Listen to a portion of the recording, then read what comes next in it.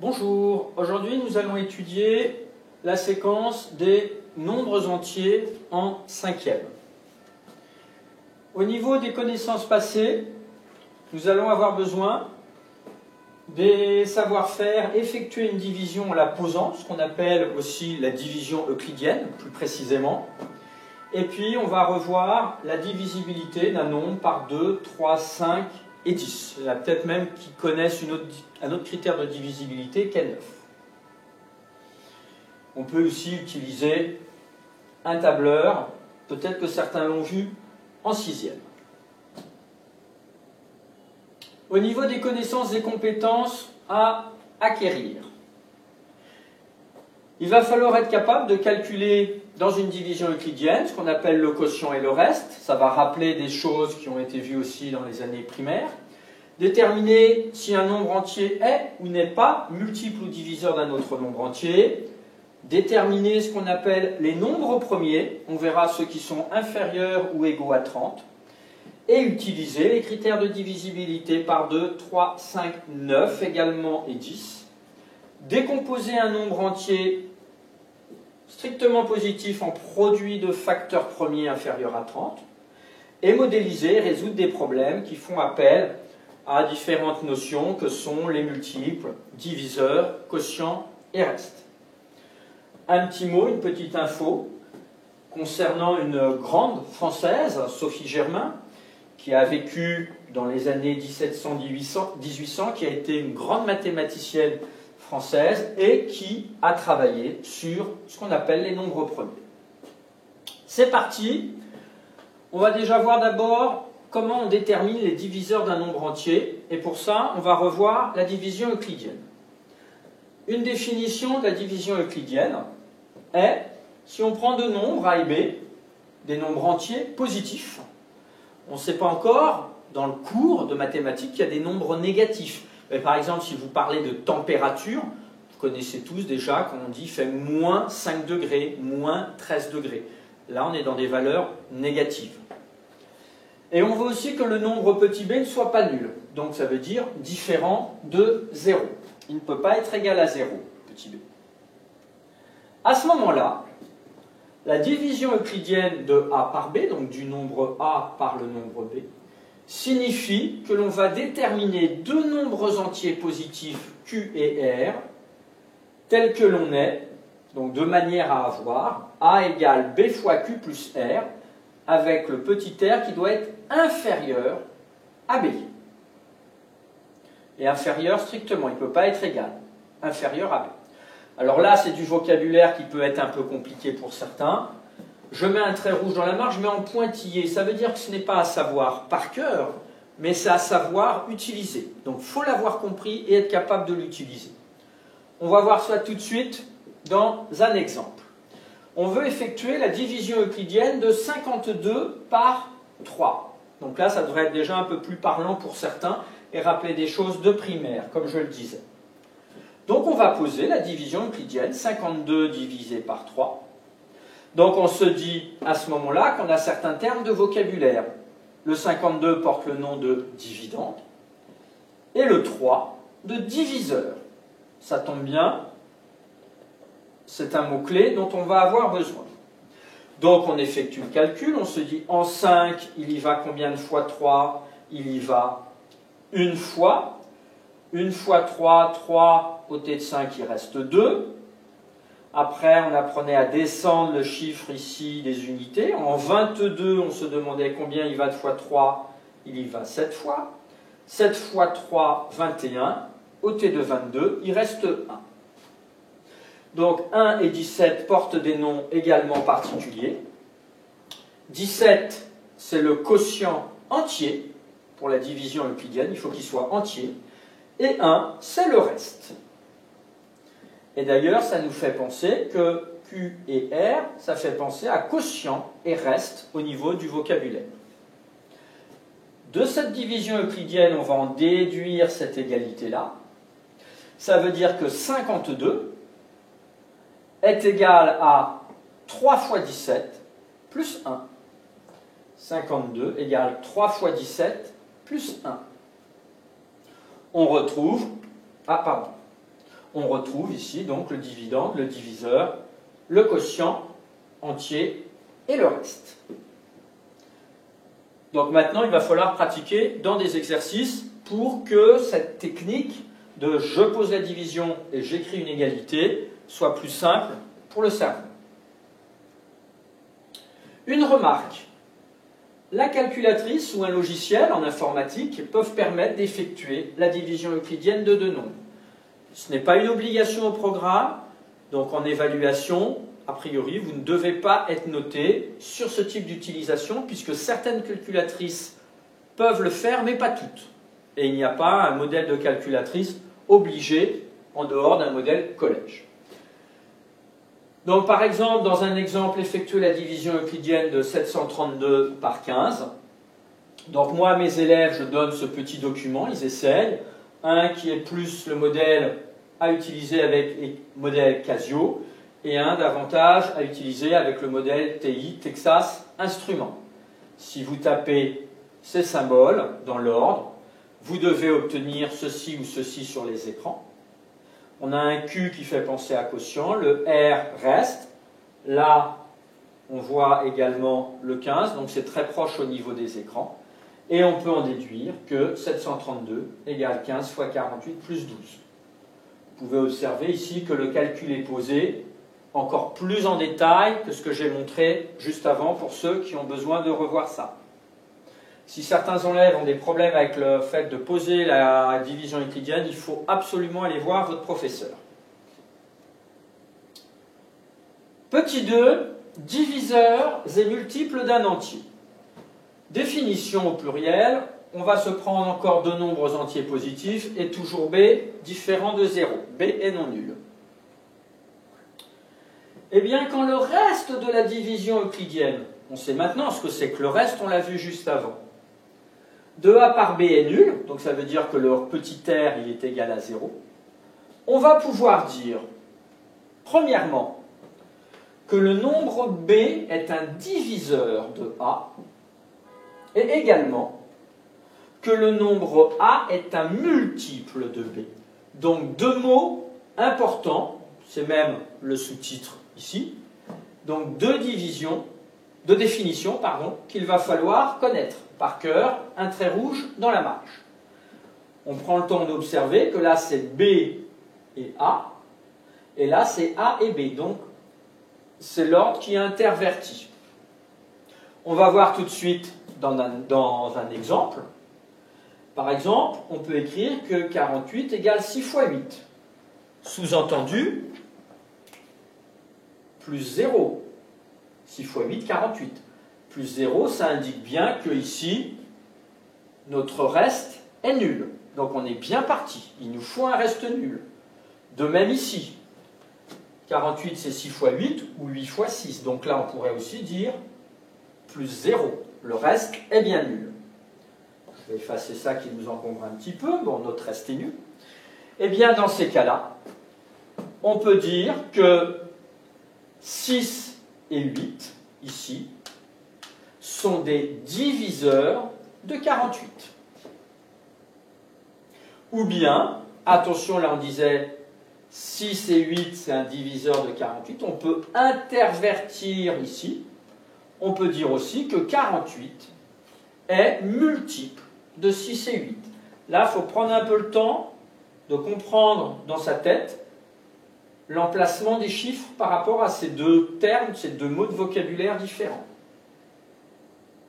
Alors on pourrait s'en rajouter un, on pourrait aussi dire que 48 égale 2 fois 24.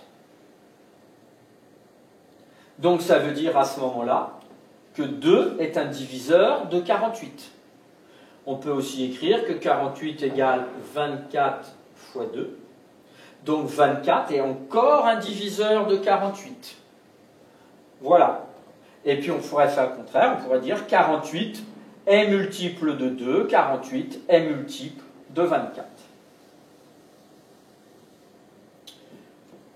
Une petite remarque de vocabulaire. Il y a un autre mot en dehors de diviseur et multiple que l'on retrouve souvent en mathématiques, c'est le mot divisible. Donc on peut dire aussi, et là il ne faudra pas se tromper, que A est divisible par B. Moi je dis à mes élèves que le divisible, il fonctionne comme multiple. A est un multiple de B, A est divisible par B. Et pour m'en souvenir, moi dans ma tête, je regarde la fin. C'est la même fin au niveau de l'orthographe pour divisible et multiple, donc c'est comme ça que je me souviens qu'ils fonctionnent ensemble. Et donc par exemple, là on pourrait dire que 48 est divisible par 6 et 8. Même chose qu'avec l'utilisation du mot multiple. Alors on va voir que cette notion de divisible, de diviseur, va être très utile pour la suite et dans les années à venir. Remarque au pluriel. Première remarque, 1 est un diviseur de tous les nombres entiers. En effet, on va voir l'exemple juste après, on peut aussi dire que tout nombre entier est divisible par 1. Exemple, on peut dire que 7 égale 1 fois 7, que 10 égale 1 fois 10. Donc on voit bien qu'à chaque fois, là, dans l'écriture de l'égalité de la division euclidienne, le reste est nul, et là le diviseur est 1. Le reste est nul ici, et le diviseur est 1. Donc on a bien 1 qui est un diviseur de tous les nombres entiers.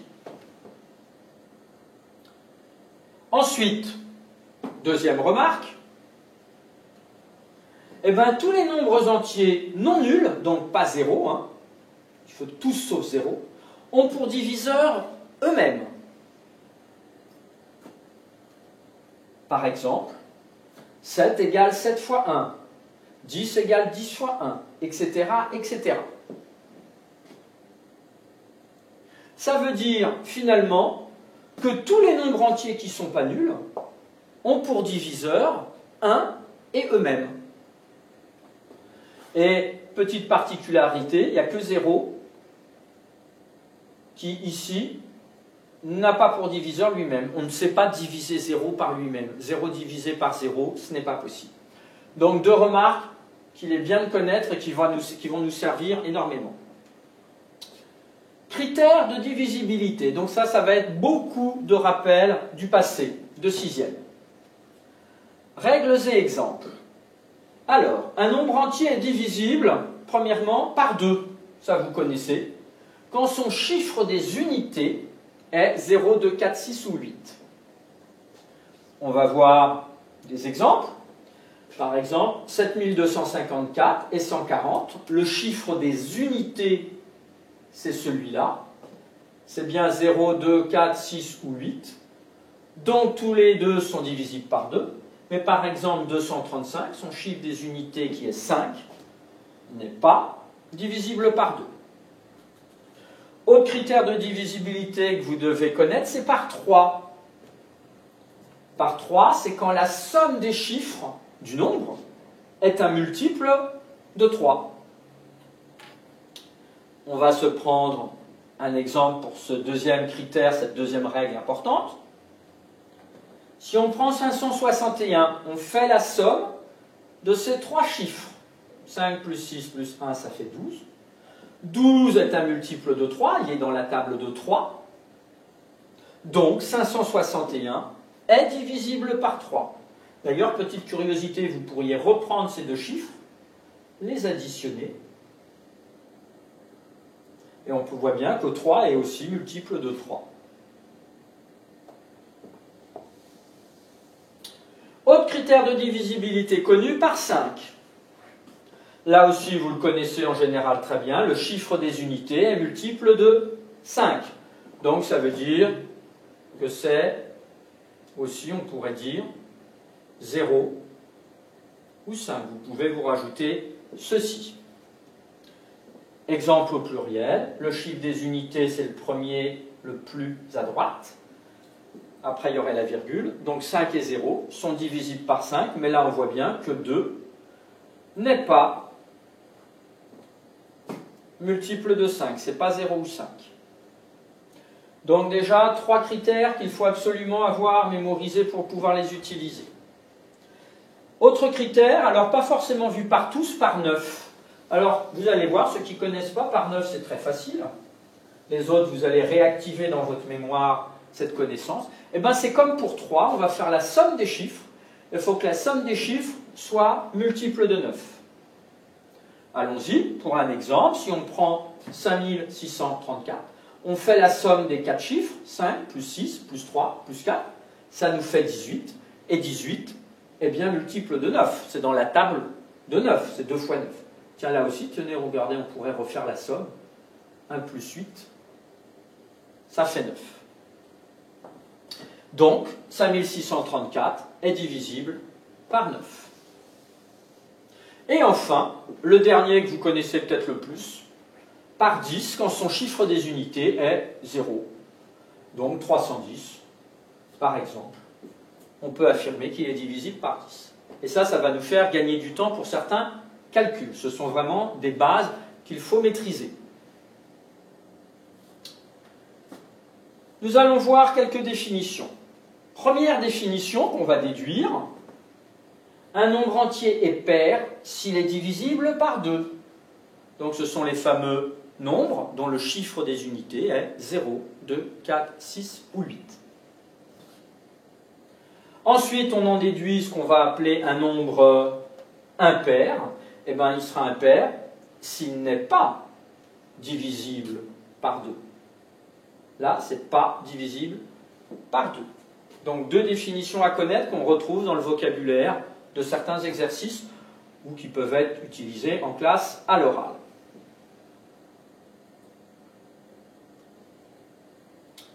Nouveauté de l'année, reconnaître ce qu'on appelle un nombre premier. Alors déjà, il faut définir ce qu'est un nombre premier. Un nombre entier positif est un nombre premier quand il possède exactement 2 diviseurs. Exactement, c'est bien souligné. Pas 1, pas 0, pas 3, pas 4, pas 7, exactement 2 diviseurs. Donc on retrouve notre notion de diviseur d'avant pour découvrir ce qu'est un nombre premier. Ça permet de faire du lien avec ça. On va tout de suite voir des exemples. 7, il a pour diviseur 7 et 1. Seulement, il n'y en a pas d'autres. À ce moment-là, on va pouvoir affirmer que 7 est un nombre premier. Si on prend 6, eh bien 6, il a pour diviseur 1 et lui-même, et puis aussi 2 et 3. Parce que, donc, par exemple, 6 est égal à 1 fois 6, 6 est égal à 6 fois 1, mais on peut dire aussi que 6 égale 2 fois 3, et que 6 égale 3 fois 2.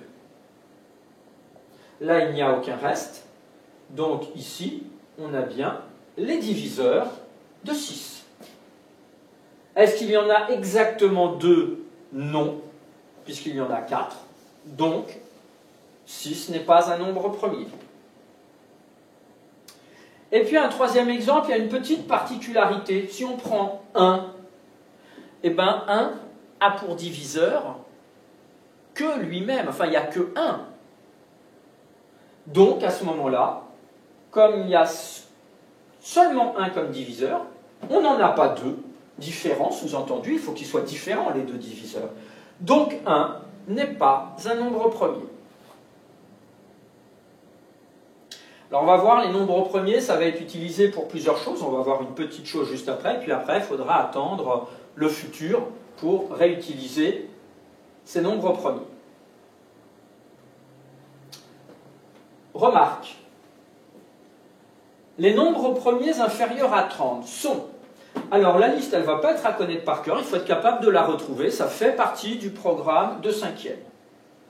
Donc là, on ne va pas faire tout le travail de recherche, ça peut se faire en classe avec votre professeur si ça n'a pas déjà été fait.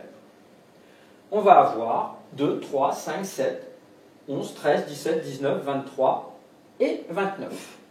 Une petite remarque que vous avez peut-être vue en classe, c'est que à part 2, tous les nombres pairs ne peuvent pas être premiers. Donc là, regardez, après 2, ce sont que des nombres impairs. Grand 3, décomposer un entier en produit de facteurs premiers. On retrouve ces nombres premiers. Produit, c'est la multiplication. Et décomposer, ben on va voir ce dont il s'agit de décomposer. Quand on décompose quelque chose, on obtient plusieurs choses. On va voir tout de suite avec une propriété. Si on a un nombre entier qui n'est pas premier au départ, donc il nous faut un nombre entier mais non premier, alors ce nombre peut toujours s'écrire en produit de plusieurs facteurs qui vont être premiers. Facteur, je vous rappelle en mathématiques que c'est un nombre qui est multiplié avec un autre. On va voir après dans un exemple. Donc, propriété importante, si on a un nombre entier qui n'est pas premier, on va pouvoir toujours l'écrire en produit de plusieurs facteurs premiers. Alors, on va voir trois exemples. Le premier, très simple, 12. 12, c'est un nombre entier, mais qui n'est pas premier, puisque 12, il a pour diviseur 1, lui-même, et puis on pourrait avoir aussi 3 et 4. Donc il n'est pas premier, on est bien parti. Donc maintenant, il faut l'écrire en produit. On ne sait pas encore combien. Et il faut que chaque facteur, donc c'est ici les facteurs, c'est ce qui se trouve entre les signes multipliés, soit premier. Alors 12, c'est facile. Eh bien, par exemple, 12, on peut l'écrire comme 2 fois 6. Mais est-ce que ces deux facteurs sont premiers? 2, oui, mais 6, non. Donc 2 fois 6, ça ne va pas. Alors on peut garder le 2. Et puis on pourrait se dire que 6, c'est aussi 3 fois 2. 3 est premier, 2 est premier. Donc ceci qui va être égal à 12, on a bien décomposé 12 en produit de facteurs qui sont tous premiers. Alors par habitude, après on les note dans l'ordre croissant. Donc on va commencer par 2 et après on va mettre 3. Une fois qu'on a trouvé ça, on vérifie bien qu'ils sont tous premiers et on vérifie que 2 fois 2, 4 fois 3, 12 donne bien le résultat de la valeur initiale. Deuxième exemple avec 125. Alors nos critères de divisibilité vont nous aider. 125, il est forcément divisible par 5.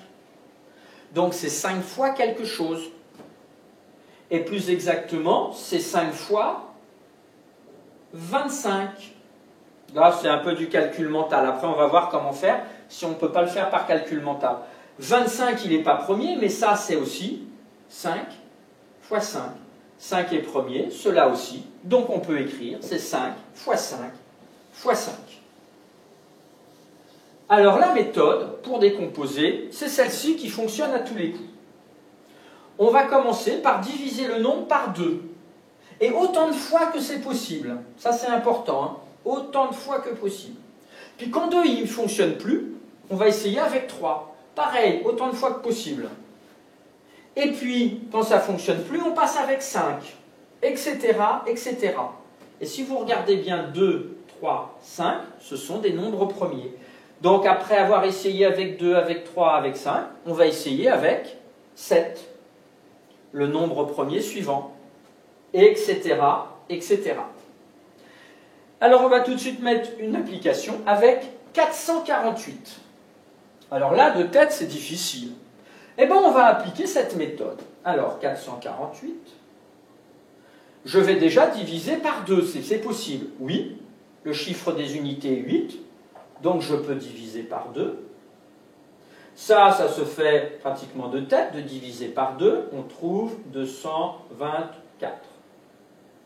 Est-ce qu'on peut encore diviser par 2? Ben oui, chiffre des unités, c'est 4, on peut rediviser par 2, ça fait 112. On peut encore rediviser par 2, ça fait 56. Avec un peu d'entraînement, division par 2, c'est simple. 56 divisé par 2, on peut encore par 2, on peut encore par 2, on peut encore par 2, et là on ne peut plus. Alors on essaye avec le suivant, par 3, ben non, 7, on ne peut pas le diviser par 3. Par 5, non. Après 5, on avait dit que c'était 7. Et oui, on peut diviser par 7. Il y va une fois. Et quand on est à 1, c'est fini. Et maintenant, regardez bien, on peut en déduire que 448, c'est égal à 2 fois 2 fois 2 fois 2 fois 2 fois 7. Et donc, on peut écrire là-bas, après 448. Ah, il va falloir que j'efface un petit peu ici pour qu'on le voit bien. 2 fois 2 fois 2 fois 2 fois 2 fois 2 fois 7. Ce sont bien des produits et ils sont tous premiers. Alors après, on peut prendre un petit instant pour vérifier. On fait le travail contraire. 7 fois 2, 14. Fois 2, 28. Fois 2, 56. Fois 2, 112. Fois 2, 224. Fois 2, 448. Donc je ne me suis pas trompé. Donc ça, c'est la méthode qui fonctionne à tous les coups. Soit elle est demandée par le professeur, soit elle peut être faite sur le brouillon. Là aussi, on va finir avec une remarque pour la calculatrice. Là aussi, ce n'est pas obligatoire dans le programme ou un programme informatique. C'est à découvrir éventuellement. Je mets aussi deux exemples avec la Casio et le modèle TI. Pour décomposer 1014 en produit de facteurs premiers, vous tapez soit ceci avec la Casio, soit ceci avec la TI. Il doit apparaître à peu près la même chose, ça peut être légèrement différent. Et à ce moment-là, on voit 2 fois 3 fois 13 avec un petit 2 en haut. Je vous rappelle, si vous ne le savez pas, que quelque chose où il y a un petit 2 en haut, ça se dit 13 au carré. Ah, on va accélérer là. Hop. 13 au carré, c'est le nombre multiplié par lui-même. Ça veut dire qu'ici, si quelqu'un avait écrit 2 fois 3 fois 13 fois 13, c'est bien sûr juste. Il n'y a aucun problème. Voilà pour cette séquence de base. N'hésitez pas à regarder les points qui vous posent encore quelques soucis. N'hésitez pas à poser des questions à vos camarades, à chercher dans votre cahier, à chercher surtout dans votre tête, et à demander à votre professeur si vous avez besoin d'explications complémentaires. Bonne utilisation!